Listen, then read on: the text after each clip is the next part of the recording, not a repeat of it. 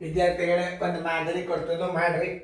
ಮಾಡಿದಿಂದ ನೀವು video on ಮಾಡಬೇಕು. ನೀವು ಮಾಡೋ ತನಕ ನಿಂದಿರೋದಿಲ್ಲ ನೀವು ನಾನು ತಿಳಿಸುವಾಗ ನನ್ನ ಹೊಟ್ಟೆ ಒಳಗೆ ಬರ್ಕೊಡ್ಬಾರ್ದು ಅಂದ್ರೆ ನೀವು ಫಸ್ಟ್ ವಿಡಿಯೋ ಮ್ಯೂಟ್ ಮಾಡಬೇಕು. ನಿಮ್ಮದು ಬಿಡಿಸೋದಾದಿದ್ದು ವಿಡಿಯೋ ಮ್ಯೂಟ್ ತೆಗೆದ್ರಿ ನಾ ಬಂದೇ ಬಿಡುತ್ತಂದು. ಈಗ ನಾ ಬಂದನ್ನಿಲ್ಲ, ಕಾರಣ ಏನು? ನೀವು ವಿಡಿಯೋ ಮ್ಯೂಟ್ ಮಾಡಿಲ್ಲ. ಮ್ಯೂಟ್ ಮಾಡಿರಿ ಮೊದಲು. ನಾ ಹೋಗ್ತಾನೆ. ನಾವು ಆದಿದ್ದು ಮ್ಯೂಟ್ ಮಾಡಿರಿ ಮತ್ತು ನಾ ನಿಂತಾಗ ಮ್ಯೂಟ್ ಮಾಡಿದ್ರೆ ನಾನು ನಿಮ್ಮ ಮುಂದೆ ನಿಂತು ಬಿಡ್ತೀನಿ. ತಿಳಿತಲ್ಲ? ಎಲ್ಲರೂ ಬೋರ್ಡ್ ಕಡೆ ನೋಡ್ರಿ. ಛಲ ಕಲಿಬೇಕನ್ನೋ ಭಾವನಾದಿಂದ ವಿದ್ಯಾರ್ಥಿಗಳು ಯಾರು ಬೇಕಾದವ್ರು ಕಲಿಬೋದು. ಯಾರು ಬೇಕಾದವ್ರು ಕಲಿಬೋದು. ಎಲ್ಲ ಮನೆಯಾಗೆ ತಯಾರು ಮಾಡ್ಕೋಬೋದು. ಕೋಚಿಂಗ್ ಕ್ಲಾಸ್ನಾಗ ಯಾರು ಈ ವಿಡಿಯೋಗಳು ತೋರ್ತಾರೆ ನೀವು ಅಲ್ಲಿ ಸಹಿತ ಹೋಗ್ಬೋದು. ಇದು ಹೋಮ್ವರ್ಕ್ ಅಂತ ಹಾಕ್ತಾರವ್ರು. ಅಲ್ಲಿ ಸರ್ಗಳು ಶಾಣೆ ಇರ್ತಾರೆ. ಏನದ ಅಭ್ಯಾಸ ನೋಡ್ಕೋತಾರ. ನೋಡ್ಕೊಂಡು ಮುಂಜಾನೆ ಅದು ಬಡ ಬೋರ್ಡ್ ಮೇಲೆ ತಿಳಿಸ್ಬಿಟ್ರೆ ನಿಮ್ಮ ಹುಡುಗರು ರಿಸಲ್ಟ್ ಗ್ಯಾರಂಟಿನೇ. ಇದನ್ನು ಒಬ್ರು ಕಲ್ತು ಹೇಳಬೇಕು. ಇದನ್ನು ಹುಡುಗರು ಮುಂದೆ ಬಿಟ್ಟರೆ ಏನು ಮಾಡ್ತಾರೆ? ಅವರು ನಿದ್ದೆ ಮಾಡ್ಕೊಂಡು ಸುಮ್ಮ ಕೂತ್ಬಿಡ್ತಾರೆ. ಯಾಕಂದ್ರೆ ಅವ್ರ ಮಕ್ಕಳು ಎಷ್ಟಾದರೂ ಚಿಕ್ಕವ್ರು ಇರ್ತಾರೆ. ಹಿಂದೆ ಒಬ್ರು ಯಾರೇ ಸೂಪರ್ವೈಸರ್ ಮಾಡೋರು ಇದ್ರಿ ಕರೆಕ್ಟಾಗಿ ಅವ್ರು ವರ್ಕ್ ಮಾಡ್ತಾರೆ.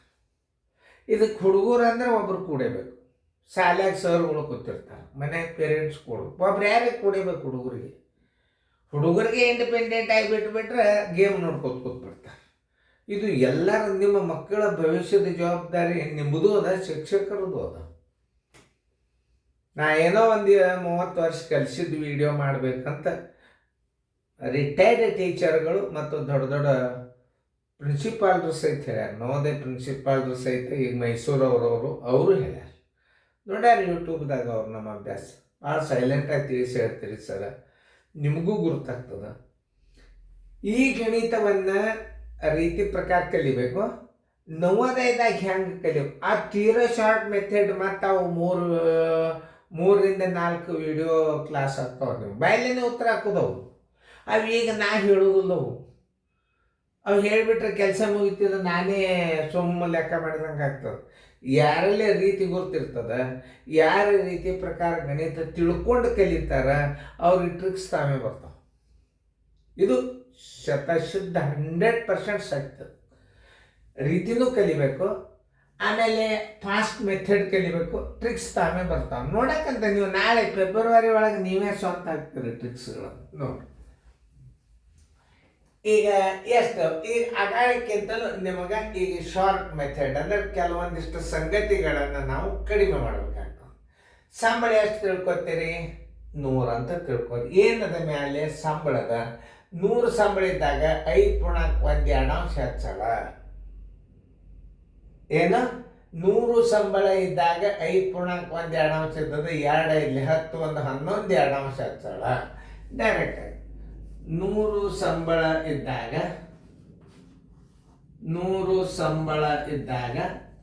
ಸಂಬಳಕ್ಕೆ ಬರೀ 2 ಇಲ್ಲಿ 10 1 11 ಹೆಚ್ಚಳ ಅಂದ್ರೆ ಬಡತಿ. ಹೆಚ್ಚಳ ಅಂದ್ರೆ ಏನು? ಬಡತಿ. ಕಡಿಮೆ ಅಂದ್ರೆ ಇನ್ಕ್ರಿಮೆಂಟ್ ಕಡಿಮೆ ಅದ. ಬಡತಿ ಅಂದ್ರೆ ತುಟ್ಟಿ ಭತ್ಯೆ. ಭತ್ಯೆ ಅಂತಾರೆ ಎಲ್ಲಾದ್ರೂ. ಬಡ್ತಿಗಿಂತ ಭತ್ಯೆ ಅರ್ಥ. 5,500 ಸಂಬಳ ಇದ್ದಾಗ ಏನು ಬರ್ತದ? ಸಂಬಳ ಹೆಚ್ಚಳ ಬರ್ತದೆ. ಈಗ ನಿಮ್ಮ ಪಗಾರ ಬರುವುದಿಲ್ಲ. 5,500 ಗುಂಡ್ಲೆ 11 ಗುಂಡ್ಲೆ ಈ 100 ಇಲ್ಲಿ ಇಡ್ರಿ.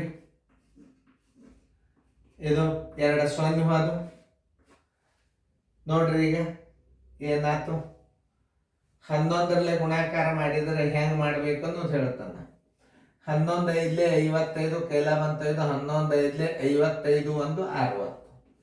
605 ಡಿವೈಡೆಡ್ ಬೈ 2.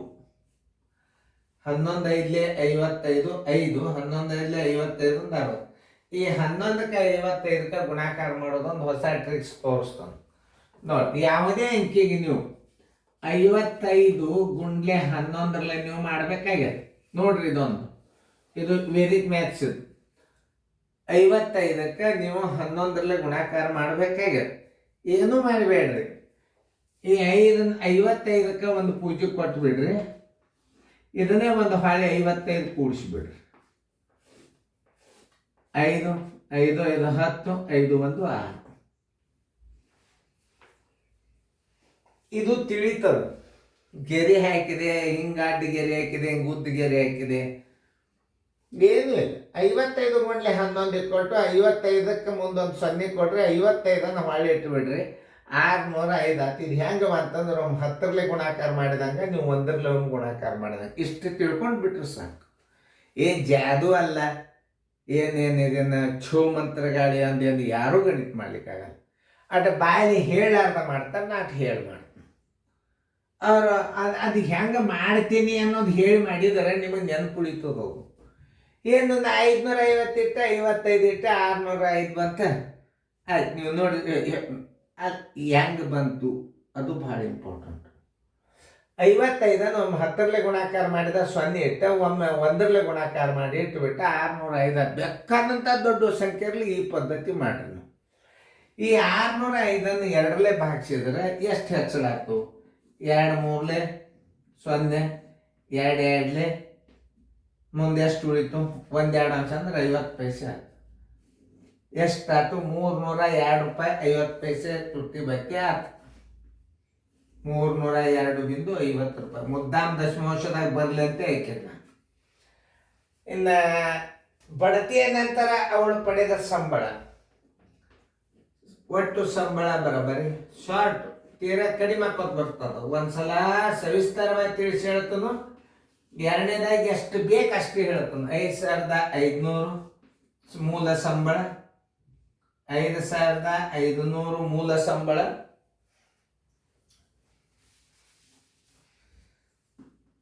5,500 ಮೂಲ ಸಂಬಳ ಪ್ಲಸ್ ಬಡ್ತಿ 302.50 ಅಂದ್ರೆ ಇದ್ರಾಗ 8 ಆಯ್ತು. 5,802.50 ರೂಪಾಯಿ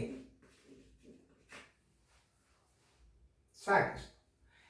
ಇದನ್ನ ಹೆಂಗೆ ಮಾಡಬೇಕು ವೇಗವಾಗಿ? ಪಗಾರ ಎಷ್ಟದಪ್ಪ? 5,500. ರ ಅಂದ್ರೇನು? ಗುಂಡ್ಲೆ ಎಷ್ಟು? 2 5 10 11 2 ಶೇಕಡ. ನೋಡ್ರಿ ಇದು ವಿಷಯದಾಗ ಹೆಂಗಿರ್ತದಂದ್ರೆ 5,500ರ 5.12 ಶೇಕಡ ಇದ್ದಾಗ ಮೊದಲು ನಾನು ಇದನ್ನು ಬಿಡಿಸಿದೆ. ಇದನ್ನು ಬಿಡಿಸಿದ್ನ ಈಗ 5,500 ಇಂಟು 11 2 ಇದನ್ನು ನಾ ಹಿಂಗೆ ಬಿಡಿಸಿದೆ. ಇದನ್ನು ಹಿಂಗೆ ಬಿಡಿಸಿದ್ರೆ ಏನು ಬರ್ತದ? ಭತ್ತೆ ಬರ್ತದೆ, ಹೆಚ್ಚಳವಾದ ಭತ್ತೆ ಬರ್ತದೆ. ಇದಕ್ಕೆ ಇನ್ನೊಂದು 5,500 ಮಾಡಿ ಒಂದು ಪ್ಲಸ್ ಮಾಡಿದರೆ ಅಂದ್ರೆ ಒಟ್ಟು ಸಂಬಳ ಬರ್ತದೆ. ಆಮೇಲೆ ಮಾಡೋದಲ್ಲ, ಏನು ದೊಡ್ಡಾಗತ್ತೆ.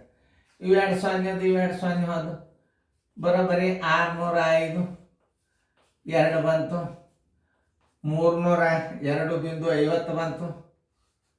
ಆಮೇಲೆ ಒಟ್ಟು ಸಂಬಳ ಬರೋಬ್ಬರಿ 5,500 ಪ್ಲಸ್ 302.50 ನೋಡ್ರಿ 5,802.50 ರೂಪಾಯಿ. ಉತ್ತರ ಹಾಕಿಬಿಡ್ರಿ, ಮುಗಿದೋದು. ಯಾಕೆ ಇದು ಬಂತು ಅಂತಂದ್ರೆ OMR 50 ಗಣಿತ ಇರ್ತಾವ. ಇದಕ್ಕಿಂತಲೂ ಶಾರ್ಟ್ ಮೆಥಡ್ ನಿಮಗೆ ನಾ ಕೊಡೋದು ಮುಂದಿನ ವೇದಿಕ್ ಮ್ಯಾಥಮೆಟಿಕ್ಸ್. ಒಂದು ಕನಿಷ್ಠ ನನ್ನ ಅಂದಾಜ ಎಷ್ಟು ಗಣಿತ ಬರ್ತಾನೆ ನನಗೆ ಹೇಳಿಕ್ಕೆ ಆಗೋದಿಲ್ಲ, ಬರೆದು ಇಡ್ಲಿಕ್ಕೆ ಹತ್ತಂದ ಆತು. ಒಂದು ವಿಡಿಯೋ ಅಂದರೆ ಏನಿದೆ ಅರ್ಥ? ಒಂದು ಚಾಪ್ಟರ್ ಅದು. ಎಷ್ಟು ವಿಡಿಯೋ ಆಗ್ತಾವೋ ಏನು ಮಾಡು, ಎಲ್ಲ ಬಾಯಲ್ಲೇನೆ. ನಾ ಹೆಂಗೆ ಮಾಡ್ತೇನೆ ನೋಡಿ, ಒಂದು 5-6 ಸಲ ರಿವಿಷನ್ ಮಾಡಿಬಿಟ್ರೆ ನಿಮ್ಮ ಲೈಫ್ ಲಾಂಗ್ ತಲೆಯಾಗ ಉಳಿದು ಬಿಡುತ್ತದೆ ಆ ವಿಡಿಯೋ.